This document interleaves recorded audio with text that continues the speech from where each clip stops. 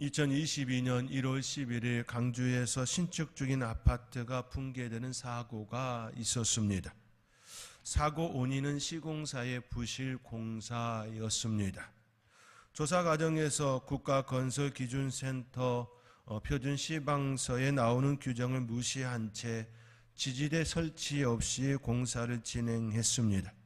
무리하게 콘크리트 타설을 진행한 결과 그러한 사고가 그 땅에 임하게 되었습니다.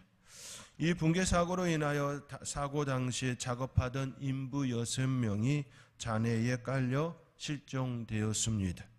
오랜 기간 수색이 펼쳐졌지만 결국 6명 모두 사망한 것이 확인되었습니다. 또 2023년 4월 29일 인천의 한 신축 아파트 현장에서는 지하 주차장 1층 지붕층과 2층 지붕층이 연쇄적으로 무너져 내리는 사고가 있었습니다. 해당 사고도 부실 공사가 문제였습니다. 넣어야 할 자재를 빼고 건물을 올려 하중을 버틸 힘이 없었던 슬래브가 무너져 내린 사고였습니다. 그나마 다행스러운 것은 아무 작업이 없던 시간에 발생하여 인명피해가 없었다는 것이지요. 그러나 무너진 부분의 상부가 어린이 물놀이터가 설치될 예정이었기 때문에 완공 후에 일어났다면 많은 인명피해가, 그것도 어린 생명들의 피해가 있었을 것으로 내다보았습니다.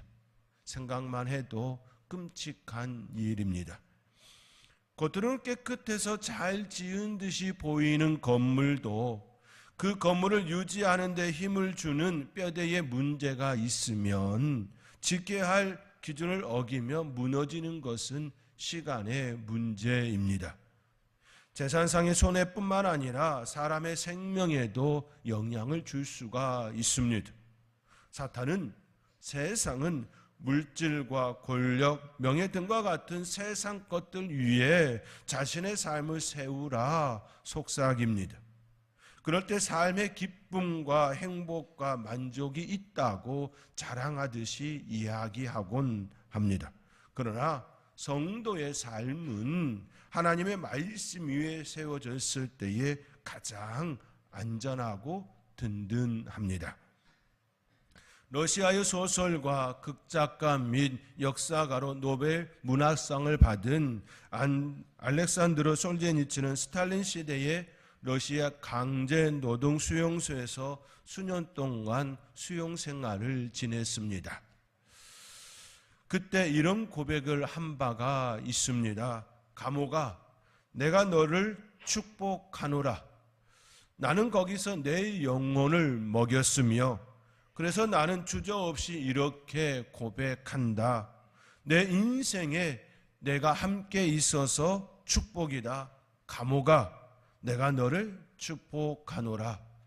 솔제니츠는 그 감옥에 있는 동안에 자기의 영혼이 살쪘다, 먹인 바 되었다 이렇게 이야기하며 그 감옥 생활이 자기를 풍성하게 하였으므로 축복한다 그렇게 고백합니다. 철로 역정을 지은 존 버녀는 평신도 설교자로 유명하지요. 그는 설교한다는 이유로 영국의 베드퍼드 감옥에 12년간 투옥되었습니다. 긴 투옥 생활을 지칠 법도 하지만 그의 영혼은 오히려 그 기간에 활짝 꽃피웠습니다. 그는 투옥 기간에 자신의 옛 성품이 십자가에서 어떻게 죽는지 그리고 어떻게 세상에 대하여 죽는지 경험합니다. 그는 그 감옥 생활하고 있는 동안에 오히려 자신의 옛 성품, 옛 자아가 무너져 하나님의 은혜를 깊게 경험하는 시간이 되었다. 세상에 대하여 어떻게 죽는지 경험하는 시간이 되었다 고백합니다. 보이지 않는 영원한 하나님을 의지하며 사는 것을 또 체험합니다. 다시는 설교하지 않겠다고 약속하기만 하면 감옥에서 풀려날 수 있었음에도 그는 12년간 감옥 생활을 스스로 선택했습니다. 그리고 감옥에서 철로 역정이라는 우리가 너무나도 익히 잘 알고 있는 철로 역정, 하나님 나라로 가는 여정을 그린 위대한 작품을 세상에 내놓았습니다. 존 버년과 솔제니츠는 감옥 생활을 하였습니다. 그러나 그것이 그들을 무너뜨린 요소가 되지 않았습니다. 오히려 솔제니츠는 감옥을 축복한다 이야기합니다. 겉으로 드러난 화려함이나 멋이 우리를 지탱하는 것이 아님을 아파트 붕괴 사고와 감옥 생활을 하였던 이들의 고백을 통하여 또 깨닫게 됩니다. 진정으로 우리를 지탱하고 단단하게 하는 것은 겉으로 드러난 세계가 아니라 우리 안에 감춰진 세계입니다. 우리 안에 감춰진 그 세계가 우리를 더욱더 단단하게 하고 더욱 굳건하게 세우는 일이지요. 감춰진 세계, 그 세계가 우리를 단단하게 하고 우리를 굳세게 합니다. 감춰진 세계 중에 하나가 바로 기도이지요. 기도는 보이지 않는 하나님께 아직 우리에게 나타나지 않은 것을 소망하며 구하는 것이 바로 기도입니다. 철저히 기도는 감춰진 세계가 밝히 드러나기를 바라며 구하는 시간입니다. 그렇기에 기도는 힘이 있고 능력이 있고 역사가 됩니다. 감춰진 세계가 드러나 우리에게 다가오기 때문입니다. 감춰진 세계가 밝게 드러나 우리에게 다가올 때에 우리는 감동과 감격을 입습니다. 왜냐하면 그 안에는 크신 권능의 손길이 미쳤기 때문이지요. 보이지 않는 손, 그 하나님의 손이 그 역사의 현장에 있으시고 움직이셔서 우리에게 보이는 현상으로 나타내 주셨기 때문입니다. 그러나 세상은 그냥 되었다, 저절로 되었다 말하곤 합니다. 그것을 진화라고 표현하지요. 진화. 세상은 끊임없이 진화의 세계를 진실로 진리로 받아들이고 있습니다. 그것이 진리라고 또 가르치고 있습니다. 시간의 흐름 속에 생물 집단이 여러 세대를 거치면서 변화를 축적해 집단 전체의 특성을 변화시키고 나아가 새로운 종의 탄생을 형성하는 것으로 이야기하지요. 새로운 종의 탄생입니다. 우리 인간도 다른 종에서 변화되어 지금의 인간이 되었다 말하고 있지 않습니까? 전혀 새로운 종. 지나는 세대에서 세대로 유전 형질이 전달되는 도중에 일어나는 유전자의 변화가 누적된 결과라고 그렇게 이야기하지만 실상은 전혀 새로운 종으로의 탄생이지요. 그러나 우리는 노쇠를 통해서 변화하는 것이 결코 쉽지 않음을 보게 됩니다. 노쇠는 순나기와 암마를 교배시켜 얻은 동물입니다. 이 동물의 특징은 생식 기능이 없습니다.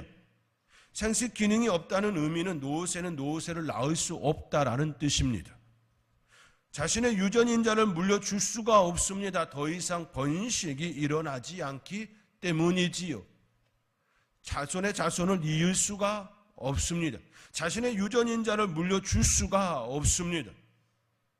노쇠를 보아도 새로운 종의 탄생이 결코 쉽지 않음을, 계속해서 이어지는 그 세계가 결코 쉽지 않음을 우리는 엿볼 수 있어야 합니다. 그러므로 우리는 세상의 변화에는 하나님의 손길이 숨쉬고 있음을 인정해야 합니다. 이것이 세상과 그리스도인의 차이이지요. 그리스도인은 철저하게 하나님의 손길, 하나님의 그 역사, 그 하나님의 무한한 우리 눈에 보이지 않지만 움직이는 그 세계를 인정합니다. 그러나 세상은 그렇게 이야기하지 않지요. 저절로 되었다, 그냥 되었다, 그렇게 이야기하곤 합니다. 이것이 바로 감춰진 세계이고 그 세계는 인간의 지식과 사고로 증명할 수 없는 것도 있음을 우리는 또 인정해야 합니다. 과학 세계에서도 그러한 것들은 이미 오랜 세월 속에 인정되어 왔습니다. 기존의 것이 잘못된 것임을 증명한 것도 있으며 인간의 사고로는 이해할 수 없는 것들도 증명한 것들도 있습니다. 그 중에 하나가 바로 상대성 이론이지요. 상대성 이론은 현대 물리학의 주요 분야 중 하나입니다. 20세기 초에 이론 물리학자 아인슈타인이 정립하여 특수 상대성 이론과 일반 상대성 이론을 정립했습니다. 상대성 이론은 시간과 공간, 물질과 에너지에 대한 인류의 오랜 관념을 혁명적으로 바꾸어 놓았습니다. 시간 여행도 가능하다라고 이제는 조심스럽게 이야기를 하곤 하지요. 여러 조건들을 갖추면 충분히 이곳과 다른 세계로의 시간 여행, 공간 이동이 가능하다라고 이제 과학자들이 이야기를 하고 있습니다. 전혀 상상할 수 없는 이야기를 지금 과학자들이 꺼내놓고 있습니다. 오늘날 상대성 이론은 미시세계를 설명하는 양자역학과 함께 현대 물리학을 구성하며 입자 물리학, 천문학, 우주론 등 다양한 학문의 기반 학문으로 자리 잡았습니다. 인간은 끊임없이 이러한 변화를 맞이하고 또 맞이할 것입니다. 지금까지 굳게 믿었던 것들이 송두리째 뒤집어지는 결과들을 얻을 수도 있습니다. 우주의 신비는 감춰진 세계입니다. 인체의 신비도 마찬가지입니다. 그 세계를 움직이는 분이 바로 우리의 하나님이십니다. 그 하나님께서 우리에게 영을 허락해 주셨습니다. 하나님의 영을 우리에게 허락해 주셨습니다. 예수님도 하나님의 영이 임하시고 그 역사의 현장에 있으셨습니다.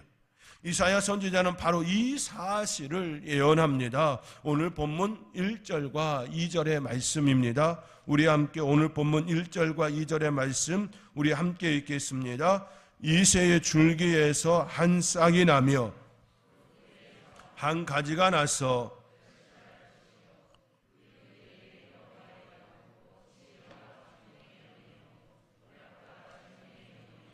지식과 여호와를 경외하는 영이 강림하시리니. 아멘. 이사야 선지자는 이새의 줄기에서 한 싹이 나며 그 뿌리에서 한 줄기가 나서 결실할 것이라 예언합니다. 그 예언의 말씀대로 예수님은 이새의 줄기, 즉 다윗의 후손으로 이 땅에 태어났습니다.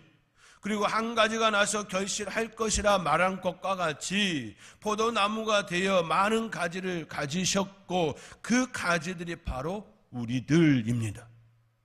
우리는 예수님께 접붙임을 당하여 하나님의 자녀라는 큰 축복을 누리게 되었습니다. 그분 위에 여호와의 영, 하나님의 영, 지혜와 총명의 영, 모략과 재능의 영, 지식과 여호와를 경외하는 영이 강림하셨습니다. 마태복음 저자는 이에 대하여 증언하지요. 마태복음 3장 16절과 17절의 말씀에 이렇게 기록되었습니다.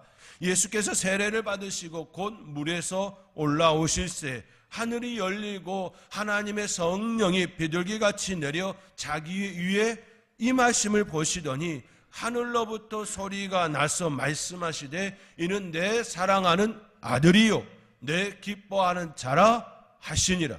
내 기뻐하는 자라 하시니라. 하나님의 성령이 비둘기같이 예수님 위에 내렸습니다. 그때 내 사랑하는 아들이요 내 기뻐하는 자라라는 하늘의 음성을 들었습니다. 그분이 바로 예수 그리스도 우리의 구세주이십니다. 이 땅에 오신 예수님은 우리의 재판장이 되시며 우리의 구원주가 되십니다. 오늘 본문 3절의 말씀과 같이 그의 눈에 보이는 대로 그의 귀에 들리는 대로 판단하지 아니한다고 심판하지 아니한다고 말씀합니다. 오늘 본문 3절의 말씀입니다. 우리 함께 오늘 본문 3절의 말씀 함께 읽겠습니다. 그가 여호와를 경외함으로 즐거움을 삼을 것이며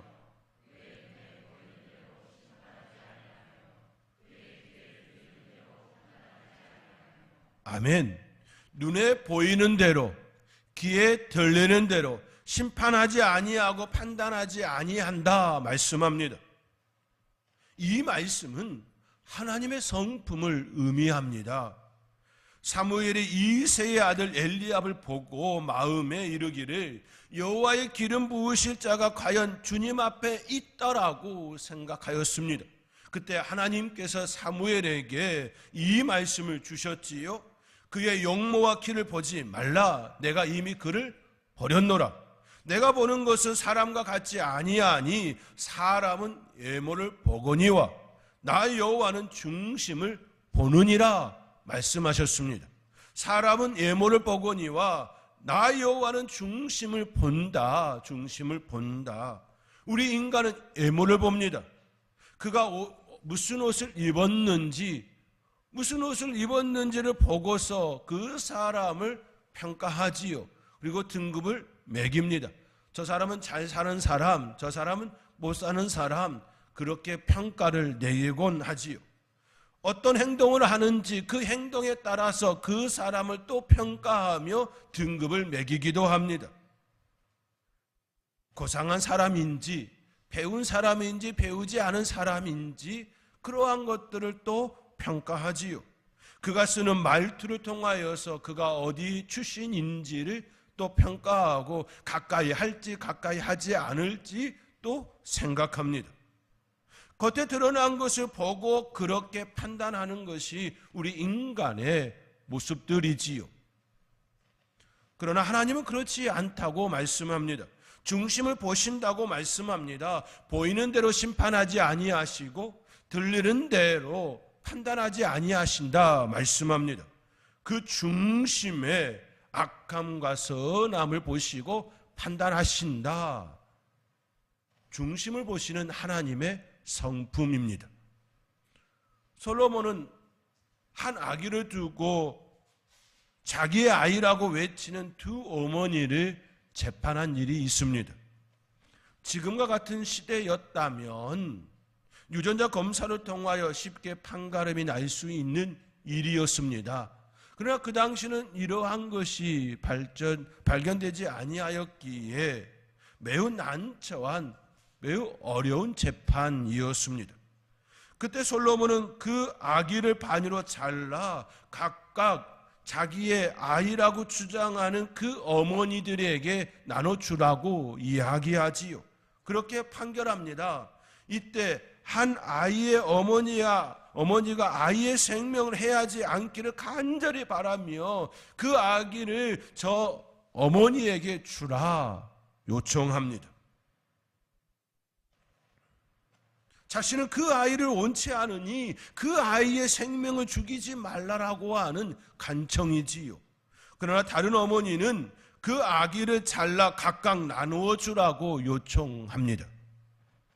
그들의 주장을 들은 솔로몬은 다른 어머니에게 아이를 주라고 한 여인에게 그 아기를 주라고 판결합니다. 솔로몬의 판결은 참으로 현명합니다. 솔로몬의 판결은 참으로 지혜로운 판결이었습니다. 그의 판결은 겉으로 드러난 것이 아닌 그 어머니의 그 심정, 그 심성, 그 마음을 보고 판결한 내용이었습니다. 솔로몬을 지혜로운 사람이라고 이야기하지요. 결국 하나님의 마음을 품고 그가 판결하는 그 모습, 그것이 결국 지혜로운 사람임을 우리가 이야기합니다. 하나님의 마음을 품고 살아가는 그 사람들이 바로 지혜로운 사람들입니다. 우리가 여기서 또 한번 깊이 생각해 볼 수 있는 장면이 있지요. 설령 아이를 반으로 나눠달라고 각각 나눠달라고 한 여인이 그 아이의 친모, 생모라 할지라도 그 심성이 곱지 않으니 고운 심성을 가진 여인이 아이를 키우는 것이 훨씬 좋은 판단이라 여길 수 있습니다. 그 아기를 반으로 잘라 나눠달라고 하는 그 여인이 생모라 할지라도 솔로몬의 그 판결은 너무나도 고운 아름다운 판결인 것이지요. 그 고운 심성을 보았기 때문입니다. 솔로몬은 외모로 판단한 것이 아니라 어머니의 심성으로 재판하였습니다. 이와 같이 예수 그리스도께서는 사람을 외모로 판단하지 아니하시고 그 심성, 하나님의 마음으로 다가오신다 말씀합니다. 예수 그리스도는 우리를 위하여 이 땅에 오셨습니다. 이 땅에 오신 예수님은 세상의 심판주가 되십니다. 그러나 그 심판은 겉모습으로 판단하지 아니하시고 중심을 보시는 하나님의 눈으로 판단하십니다. 이것이 바로 하나님의 은혜이고 축복이고 인간을 향한 하나님의 사랑입니다. 예수 그리스도의 사랑이십니다. 그 예수님은 우리에게 오셨습니다. 그리고 4절과 5절의 말씀과 같이 행하십니다. 우리 함께 4절과 5절의 말씀 우리 함께 읽겠습니다. 공의로 가난한 자를 심판하며 정직으로